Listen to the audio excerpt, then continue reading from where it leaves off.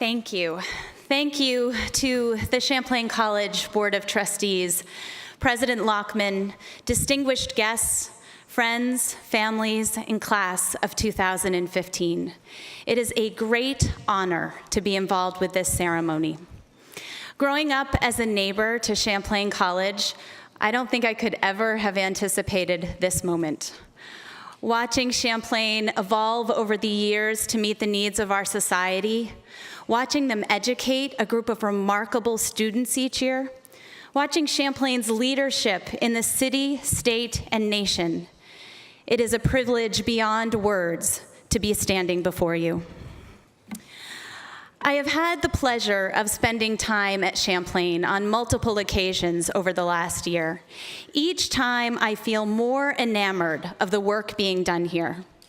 As a business owner, I am thankful for Champlain's ability to connect students with employers. As the board chair of the Lund, a local social service agency, I am thankful for Champlain's single parent program, which has helped Lund clients reach their dream of a college education. But do you know what inspires me most each and every time I step foot on this campus? The students, the graduates who sit before me today, the very people who have helped shape this incredible institution. You, the Champlain College class of 2015, are the reason I and all of us here today are completely inspired. You've been through the rigor of college. You prepared for hundreds of exams while consuming pizza, which I really do appreciate. You've done the internship, the community work, the capstone, and you've arrived here. Well done. So what can I say that will prepare you for the next steps? This question implies I have answers. I'm not certain that I do. But I have learned a lot of lessons along the way, derived from both success and failure. And I thought I'd share 3 of those lessons with you today. First, I've learned to trust my intuition, even when my head is begging me to ignore it. As I mentioned, I grew up in Burlington, and my first real job was with The Gap. And I was in my 11th year with The Gap, happy as can be in Charlotte, North Carolina, living with my boyfriend, who would soon be my husband, and I was really at the top of my game with The Gap. I had just received my 2nd Leadership Excellence Award, and rumor had it I would soon be offered a position in Houston, Texas, to oversee more stores there. So I was visiting Burlington that summer, as I did every summer, and I was at the airport, ready to head back to Charlotte, when out of nowhere, I was completely overcome with emotion. Overcome with the feeling that I didn't want to leave. Now, I had never as much as missed home before, so I figured this was just a fleeting emotion, albeit a powerful one, but that it would be gone in no time. Well, I got back to Charlotte, and I continued to have the nagging feeling that I wanted to move back to Vermont. Now, it made no sense intellectually for me to move back home. There were no Gap jobs at my level here in Vermont. If I left the Gap, I would forego 11 years of stock options and lose everything that I had worked so hard to build. But my heart kept telling me I had to go. I agonized over this. I struggled. There is no doubt that my husband struggled listening to me debate it. But finally, after a month or so, we decided to move to Vermont. I left the Gap, took a massive pay cut, and accepted an entry-level position with my family's business, Leonardo's Pizza. So 1 week into my new Vermont job, I was completely panicking. What was I thinking? What had I done? I was certain that I had made the wrong decision. Who chooses their heart over their head when it is so clear the head makes more sense? It was a really ugly first year. I was uncomfortable with the newness of the job. I was mourning the loss of a company I'd grown up with. I was trying to find my place in the family business. But as time went on, these feelings began to dissipate. And as it turns out, I consider that decision, the decision to leave the Gap and move to Vermont, one of the best decisions of my life. Furthering a business that my dad started, raising my daughter here, being involved in a community that I love, has brought me more joy than I could ever have imagined. So when you get that nagging feeling, when your heart is desperately trying to tell you something, listen to it. It might appear to make no sense at all. It might contradict everything you know intellectually. But sometimes your heart is aware of things that your head is not. Looking back, I realized that staying with the Gap might have stifled the person that I've become today. I certainly wouldn't be up here speaking with all of you. So as you take your next steps, listen to your intuition, trust your instincts. They will help guide you. The next lesson I've learned is to live with courage. And courage was definitely not my strong point for many years. In fact, I was the kid in class who didn't dare raise my hand even when I knew the answer, due to the remote possibility that maybe I didn't. The fear of failure, the fear of sounding foolish, the fear of not being good enough far outweighed any potential success that I might have. And although I still have those fears on occasion, and even felt some of them when I walked up here today, I've learned to override those fears. And when I do, I often have my greatest successes. One of these moments happened a few years ago. I was given a seat on the local Chamber of Commerce board for 1 year. And it was toward the end of that year, and the board was discussing what the future of the chamber should look like. I had an idea, but I was not going to raise my hand in that meeting.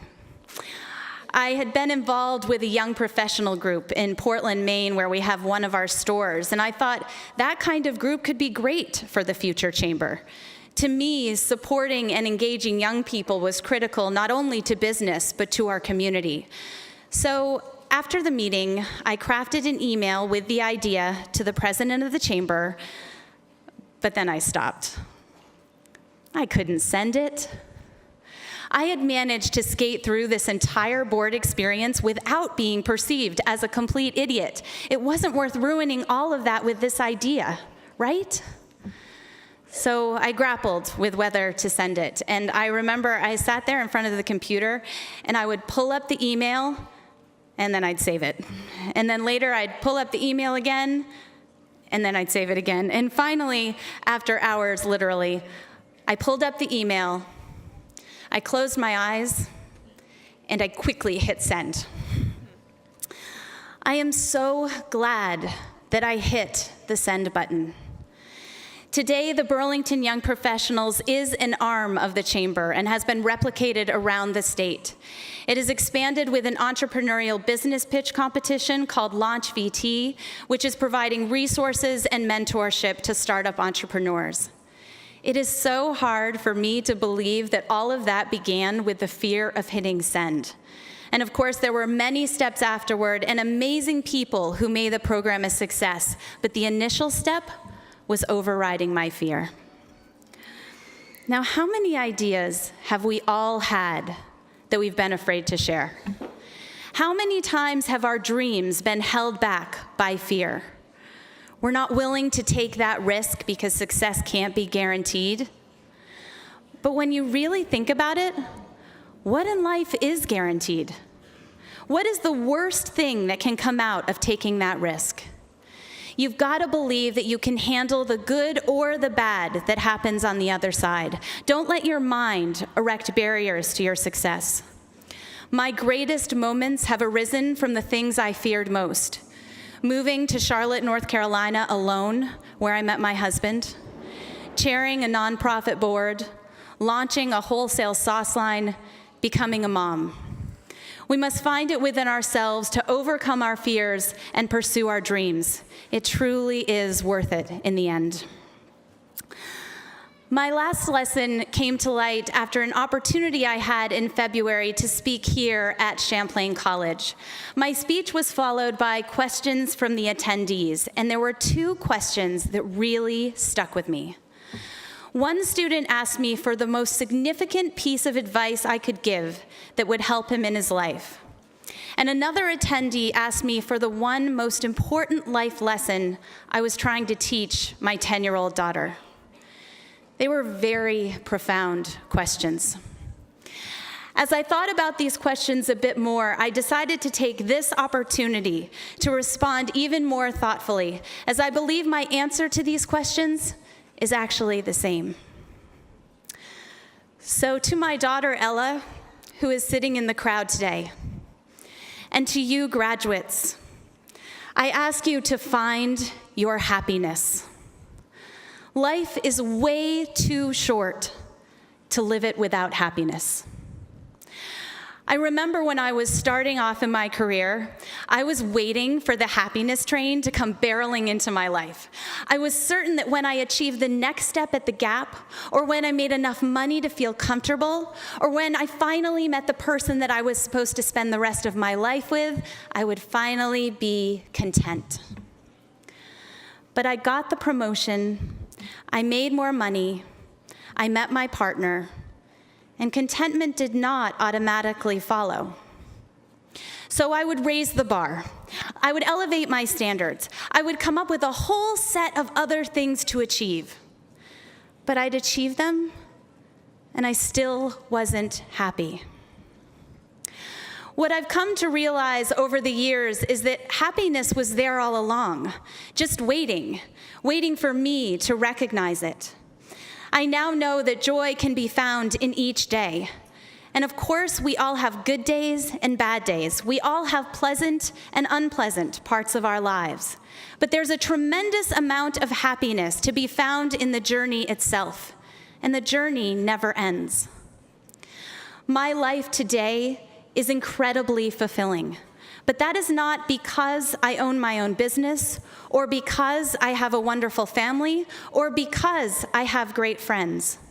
I had to find true happiness within myself, and those are the great things that have followed. I had to understand the power of awareness, gratitude, and kindness before I could find my happiness.